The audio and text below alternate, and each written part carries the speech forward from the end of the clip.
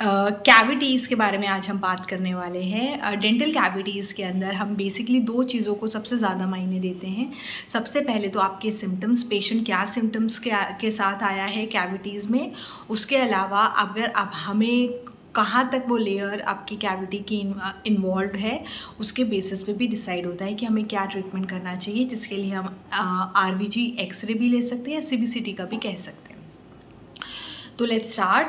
तो अगर कैविटी इस तरह की जैसे आप दिख रहे हैं पिक्चर में इतना इन्वॉल्व हो, ठीक है, तो उसका मतलब ये जो दांत का या तो इनामल टॉप मोस्ट लेयर या तो उसके बाद का लेयर डेंटिन तक ही इन्वॉल्व है, ऐसे केसेस में हम उसके अंदर फिलिंग करते हैं, ठीक है।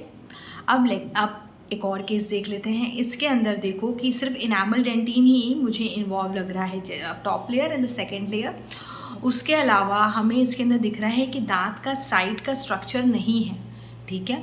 इसका मतलब ये है कि इसकी स्ट्रेंथ कॉम्प्रोमाइज़ है। तो इसके केसेस इस तरह के केस में हम उसको कैप का पेशेंट को बोल सकते हैं कि आपको क्राउन कराना चाहिए आफ्टर डूइंग अ फिलिंग, ठीक है, ताकि आपके दांत को एक स्ट्रेंथ मिले, स्ट्रेंथ कॉम्प्रोमाइज़ नहीं हो जाए, जिसके वजह से फिलिंग और दांत दोनों टूटने का डर होता है।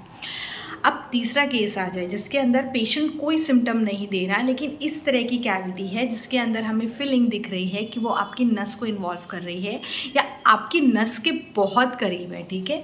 तो इस तरह के केसेस के अंदर हमने देखा, आपका इनामल हमने कवर किया, इनामल में भी हमने फिलिंग किया, आपके डेंटिन लेयर इन्वॉल्व है, हमने वहाँ पर भी फिलिंग किया। अब अगर आपका तीसरा लेयर जो कि आपको दिख रहा है ये ब्लैक होल जैसा, इसके अंदर अगर आपका इन्वॉल्वमेंट है कैविटी का, तो उसके अंदर हमें रूट केनाल करके ही बचा पाते हैं, ठीक है। तो इस केस के अंदर हमें रूट केनाल करना पड़ेगा और फिर वो क्योंकि वो दांत रूट केनाल के बाद फ्रजाइल हो जाता है, उसकी टूटने की क्षमता बढ़ जाती है, तो उसको स्ट्रेंथ देने के लिए हम कवर करने का बोलते हैं।